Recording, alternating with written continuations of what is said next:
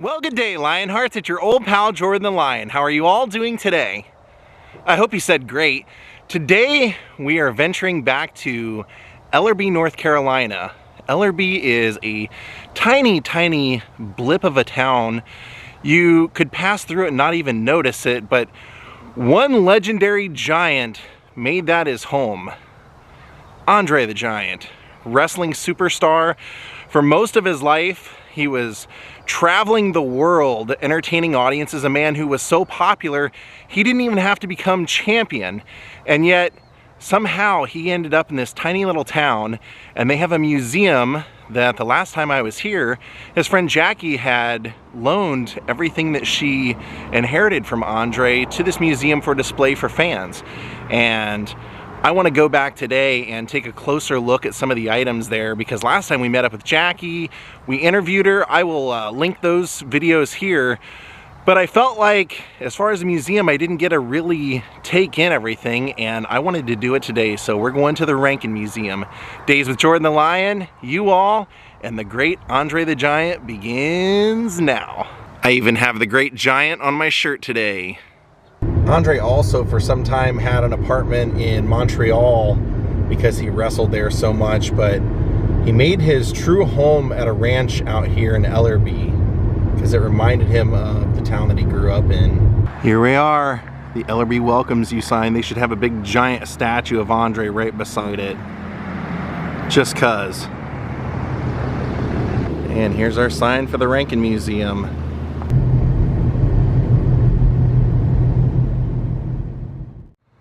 Here we are, the Rankin Museum. And I can't stress enough how cool it is that Jackie loaned her stuff to be here, because there's no other place that you can go and see a museum that has anything, a section or anything like that dedicated to Andre the Giant that's quite this big. And she told me this is everything that she inherited, and up until she decided to put it in here, it was just in her attic, I believe, just stored away. Here it is.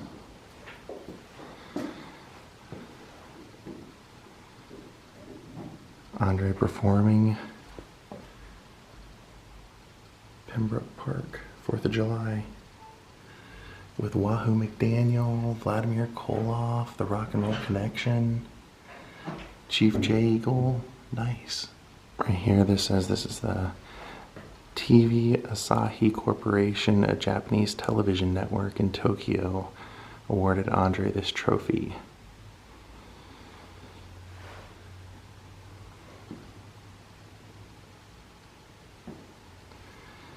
And the plaque says, to Andre the Giant, greatest pro wrestler in the world. I can agree with that, because he never stopped growing. So that was part of his mystique, was that he never, he was always kind of protected.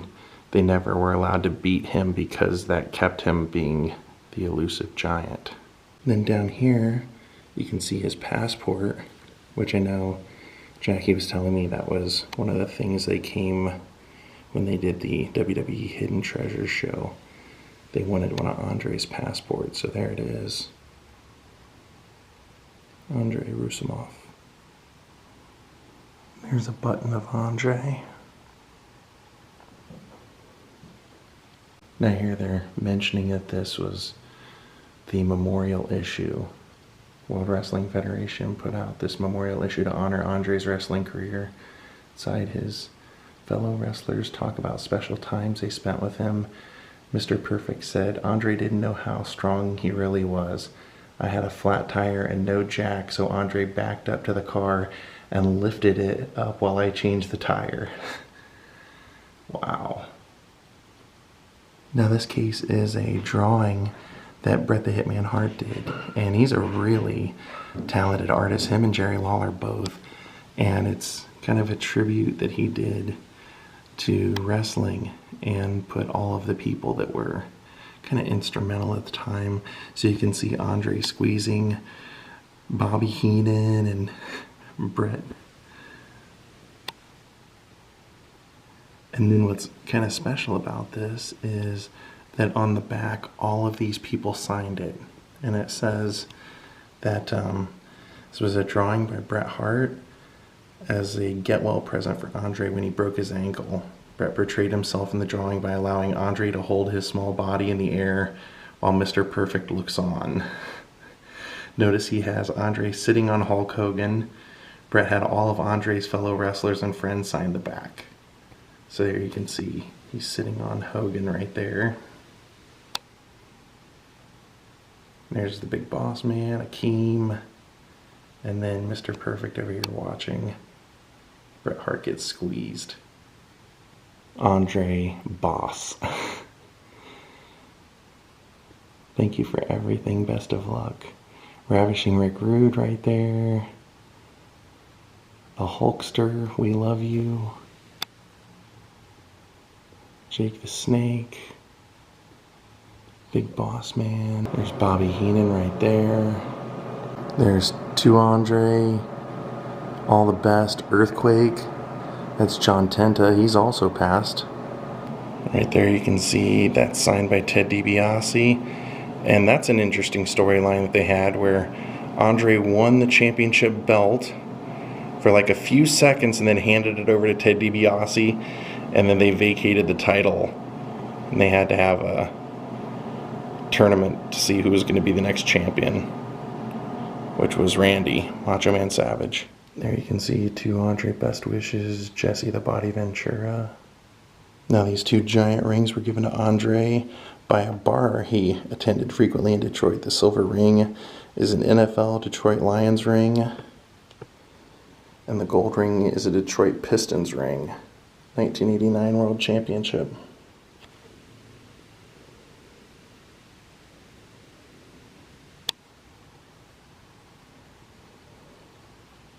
I would say probably conservatively that I could fit 3 fingers at least, or maybe 4 in there, as big as those are.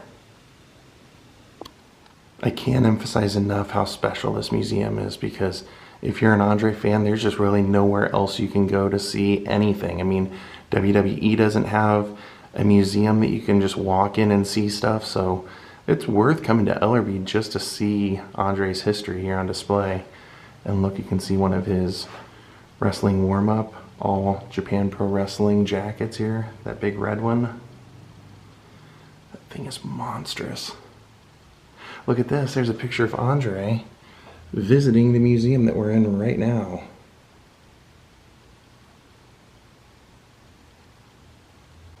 Looks like he was sitting right there, right on that. Now we're sitting where a giant's at.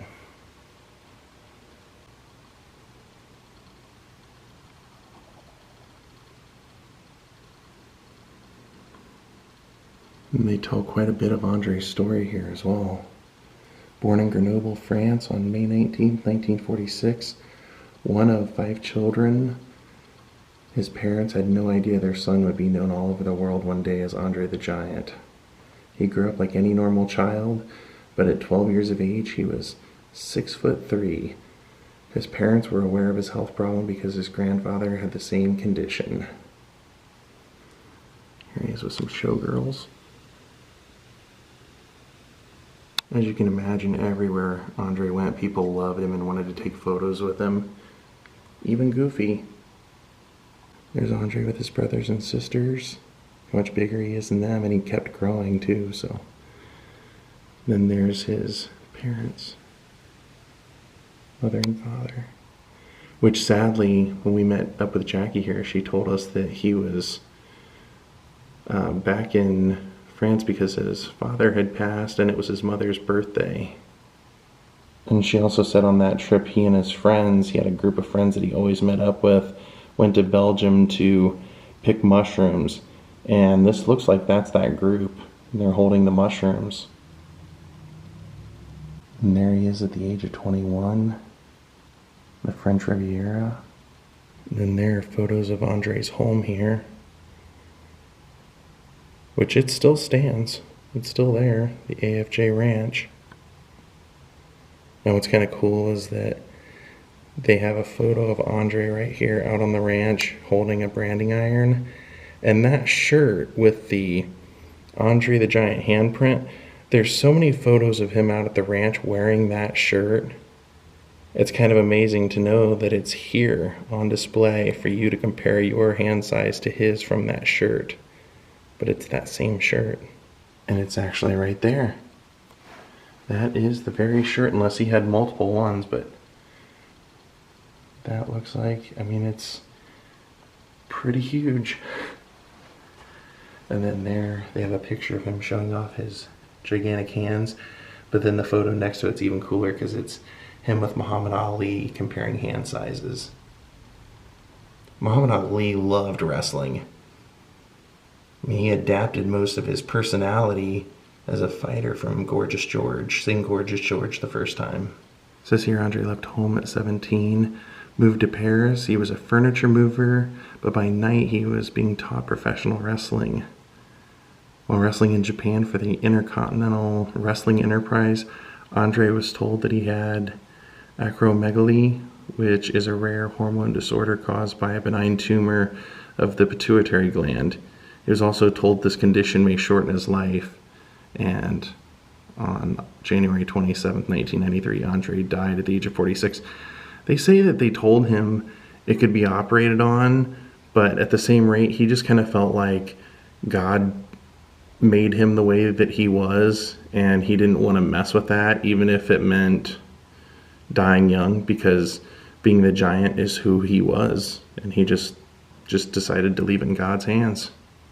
Now here's Andre's Longhorn Cattle Ranch, and you can see off to the far left him on his three-wheeler wearing that same shirt with a handprint. He purchased land on Highway 73 north of Ellerbe. His friend Frenchie Bernard and Frenchie's wife Jackie McCauley moved to the ranch to take care of the property while Andre was traveling. And that's who came out and met with us last time, Jackie McCauley. She was great. Says Jackie stated that Andre loved walking the dogs when he was at the ranch. His version of walking the dogs was following them to a pond on the property on his four-wheeler.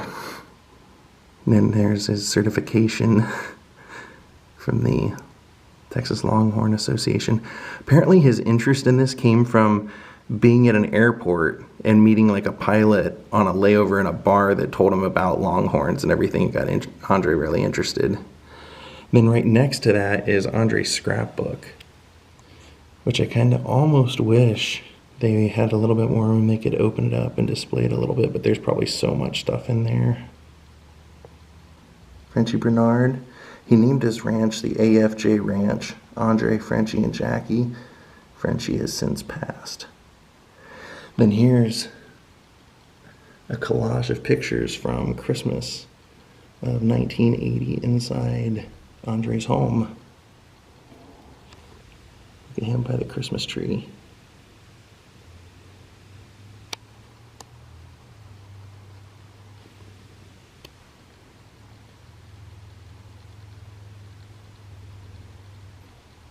There's Andre and Jackie together. And then look at those, how cool is that? Andre's boots, and it looks like his belt, his custom belt. Those boots must have been gigantic. Okay, that answers our question. Talking about big feet and big boots. There are his wrestling boots, some red ones. Size 26. Wonder where he wore those. What time period? Because I think from the time he was wrestling Hulk from like WrestleMania 3 on, he was pretty much black on black everything, and sometimes we know he wore like the canary yellow, so these are probably early 80s or even 70s possibly because of the look. And then the classic action figure. I had this when I was a kid, and I still have that one. Now the next case, take a look at this. They have one of his ring-worn jackets. Kind of hard to imagine Andre wearing that, right? Doesn't look like his style, but It was. Here's a photo of him right there. Although he was a gentle giant, he wasn't one to hide his feelings. He was able to separate the business world from his personal. There he is with Ivan Putski. Especially made by Dorothy. I'm not familiar with her, but I always like to check who made these things because, you know, of course, Olivia Walker made a lot of stuff, and it's kind of how you can tell for people that collect what was authentic.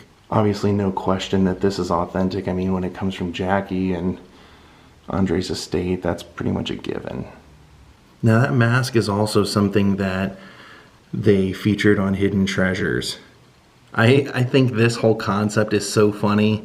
They did it numerous times in wrestling where a guy was either supposed to be hurt or he had been retired in a match, and then he would come back in a mask as though people wouldn't know, or that was kind of sometimes some of the funny angle to it, is that everybody would know and that they were trying to play it off, you know.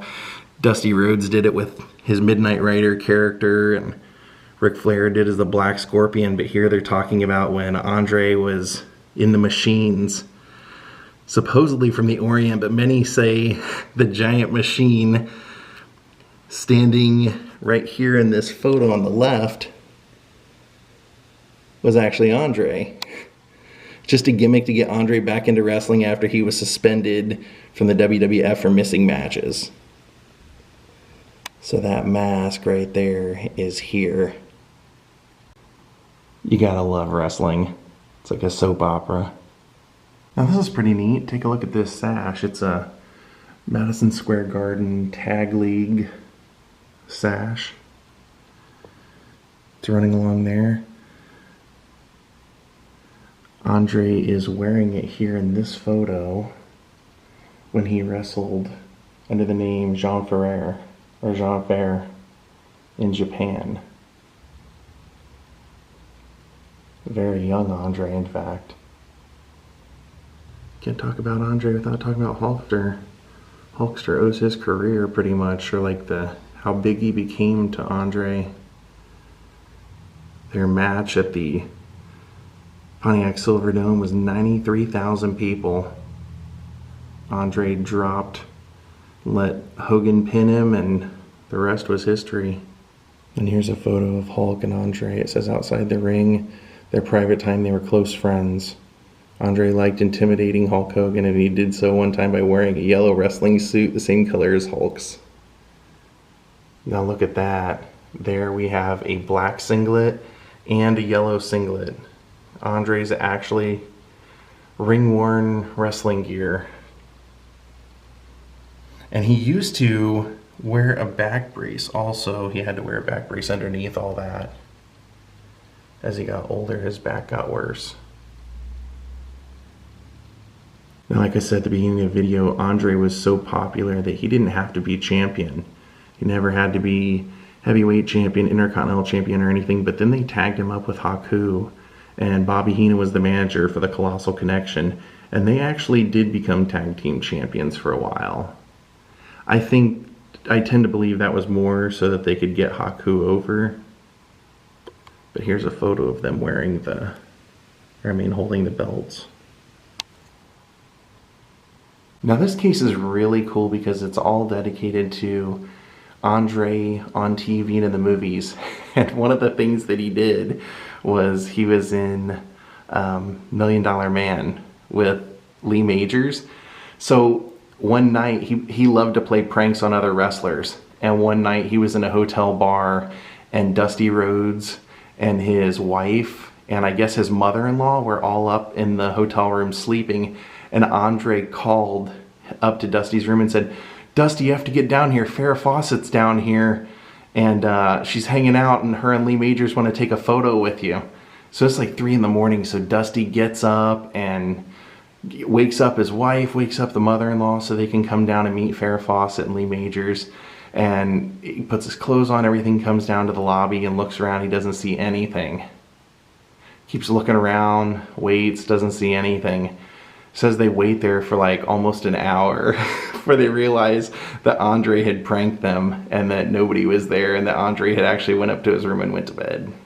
So speaking of, there is Lee Majors with Andre in the episode they did, and it was actually so popular they wanted to bring Andre back, but he didn't want to do it. He didn't like how long it took to film it. He didn't like wearing the costume or anything, and he made so much money as a wrestler. He didn't need money, so they couldn't influence him that way, so they just recast it. Oh, that's great. Look at that. Andre on the set of Conan the Destroyer with Arnold Schwarzenegger in the middle and Wilt Chamberlain on the left. And then if you're wondering why you didn't recognize Andre in Conan the Destroyer, it's because that was him right there.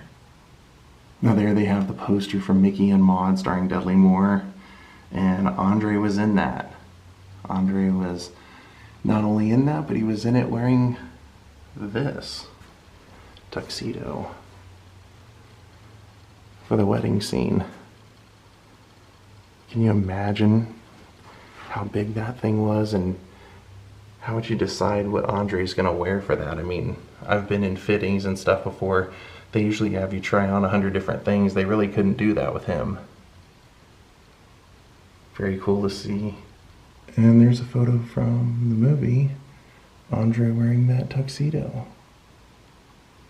And then down here they have the poster for Princess Bride, and it said his favorite role was playing Fezzik.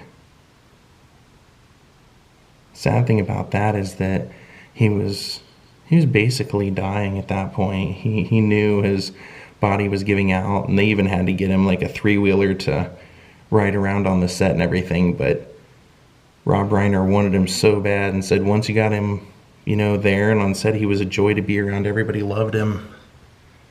No shock there. And there's a photo of him with his castmates, Mandy Patinkin and Wallace Shawn. And then there he is filming. Said he used to love to fart on the set too. And that was actually made by a local woman. That's him as Fezzik. And then this is pretty cool. There's his script. It says given to him for 1990 part in Zorro.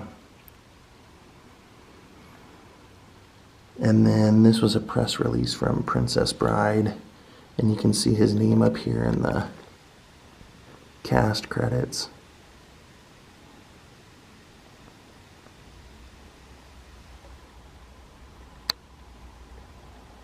Andre is Fezzik. And there he is on the set of Zorro. Now take a look at how big those crutches are. Big man, big crutches. Those things, if they were touching the ground, would probably come up to my neck, honestly. Those are not the same ones he's using there, but he had several injuries and used crutches quite a bit throughout his life for different times, especially at the end. And there they're saying he was 7'4", and that was a giant tennis racket gifted to him by the owner of a French restaurant in Studio City. It was a promotional item, but they gave it to him. And then over here they have an image, one of the drawings of Andre from Rock and Wrestling, Hulk Hogan's Rock and Wrestling cartoon, which when I met Roddy Piper, he said, "That's how you know me, right?" He said, "How old are you?" And I told him my age at the time. He said, "You found out about me from the cartoon. Everybody your age did." Said it was an animated series on CBS Saturday mornings, September 1985 to December of 1986. The storyline was based on good characters triumphing over evildoers in wacky situations. And of course, yes, Piper and Hogan, Captain Lou, all those guys were in it. Mr. Fuji, Hillbilly Jim, of course Andre. And then there's a great photo of WrestleMania 2, the Battle Royal, which they eventually named after Andre. Came down to two wrestlers, Andre and Bret Hart, and Andre eliminated Bret. And you can see Andre is right up here. Right over there.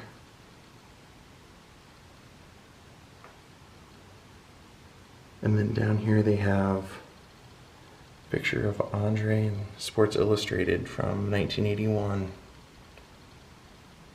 And then of course the amazing aerial shot from WrestleMania 3. It was funny when I was here with Jackie, she said, okay, if you look at this photo and you look all the way in there at the ring, and she says, and you look a couple of rows back right there, that's me. Can you imagine 93,000 people performing in front of that? Mind-boggling. It really truly is like kind of the day that changed wrestling. And this is great, look at this. This is a plaque even as recent as 2021 acknowledging and thanking Andre for his contributions to entertainment and wrestling. Definitely did not notice this last time I was here, but look at this, wow. So this photo, it has his signature underneath it, but it's not Andre Roussimoff, it's Jean Fer.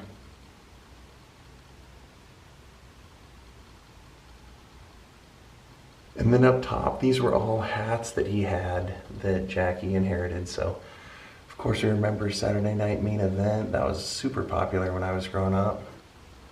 You got WrestleMania 9, April 4th, 1993. This is WrestleMania 7. I think, what was that? That was Hogan versus Sergeant Slaughter, I want to say. Here you have WrestleMania 6, the Ultimate Challenge, that was Hogan and Ultimate Warrior. WrestleMania 4, of course WrestleMania 3, the Game Changer. The very, very first WrestleMania. That was what, Hogan, Mr. T, and that whole crew. And an old school WWF hat. Now sadly when Andre passed away, he passed away in France and his family wanted to bury him there, but Jackie said that she had spoken to Andre about this numerous times and he wanted to be cremated, and as long as he was cremated they could bury him in the family plot, but I guess they didn't want to do that, so they ended up flying Andre back here, found a funeral home that could handle a cremation his size, and then his friends came out and scattered his ashes on the ranch. And you can see Frenchie and Hulk Hogan that day. You can see them walking out to the ranch, and Frenchie scattered Andre's ashes from his horse. And I didn't know at the time, but apparently Luna Vachon was close with Andre, and when she passed they also brought her ashes out and scattered her ashes with Andre. And there's Frenchie with Andre's ashes. And if you want to find out more, like I said, I will link my interview with Jackie here. She goes into more detail about everything. And actually, before you leave, make your way into the rest of the museum, because I noticed they have a section over here has a picture of Andre on the set of Princess Bride riding that three-wheeler I mentioned. Also has one of his cowboy boots. And then it looks like they do have a cutout of that shirt. So maybe he had multiple ones, because you can see in that picture he's wearing another one right there. And there's Andre holding the belt that Hogan would win at WrestleMania 3. They sometimes refer to it as the Andre belt. And of course, big thank you, Jackie McCauley, Randy Ormsby, and Chris Owens, because honestly, without them and without the Rankin Museum, there's nothing anywhere for any of us to see on a consistent basis. So please come help support the museum and make your way to Ellerbe. Well, my friends, we are going to call it a day. Hope you enjoyed this vlog on the great Andre the Giant. Ellerbe's a cool little town, and hopefully they're going to have a little bit more in the future dedicated to Andre. From Andre's Ranch, thank you all for watching. If you're new here, please hit the like button, please subscribe, and please ring the bell for notifications. See you all next time. Have a great night, and goodbye.